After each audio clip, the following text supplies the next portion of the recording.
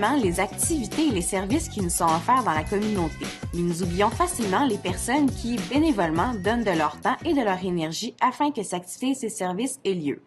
Donc, ces personnes pourraient être un ami ou même un voisin, mais aujourd'hui, c'est Francine Lacroix qui vient nous parler de l'action bénévole auquel elle participe. Nous avons la critique facile face aux services qui nous sont offerts dans la société, mais pourquoi oublie-t-on si facilement les personnes qui donnent de leur temps? Ben moi, je pense que quand les organismes ou toutes les activités vont très, très bien, on oublie qu'il y a une machine en arrière qui fait que ça va très, très, très bien.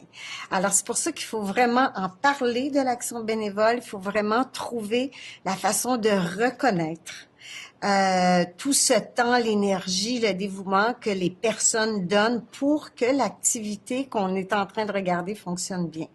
Alors, on a une éducation à faire là-dessus pour reconnaître bien nos bénévoles. Que pourrions-nous perdre dans la société si l'action bénévole allait en diminuant? Premièrement, faut pas que le bénévolat diminue. Alors, parce que aujourd'hui, la vie est difficile, on a besoin de tout le monde de s'entraider. On aurait tout à perdre. La société aurait tout à perdre. Ce qu'il faut faire en tant qu'organisme, il faut davantage nous savoir quoi faire. Il faut apprendre à valoriser les bénévoles, valoriser l'action bénévole. Il faut encourager les jeunes à faire du bénévolat, mais surtout, il faut leur dire pourquoi.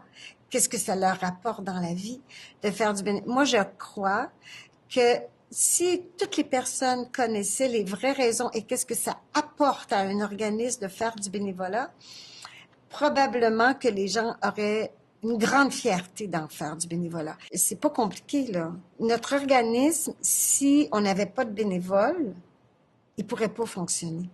Il faut juste être capable de bien reconnaître les bénévoles si on veut pas que ça diminue, parce qu'il faut pas que ça diminue. Je pense que c'est à nous, les personnes qui avons besoin de bénévoles, de trouver la recette qui va faire qu'on n'en manquera pas. Je pense qu'ils sont contents de venir faire du bénévolat pour nous parce qu'on les reconnaît. On reconnaît leur implication, on les remercie, on les félicite et ils sont sur notre site web. Bon, alors c'est valorisant. Il faut, si on veut pas que le bénévolat diminue dans la société, il faut rendre le bénévolat valorisant. Il faut qu'on rende le bénévole fier de faire une action bénévole.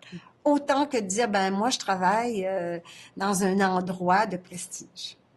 Donc, malgré que nous ayons tous des goûts divergents, il est possible de trouver une activité à notre image. Alors, pensez à tout ce que vous apporterez à la société si vous impliquez quelques heures par semaine ou même par mois dans une activité qui vous convient et qui vous rendra heureux.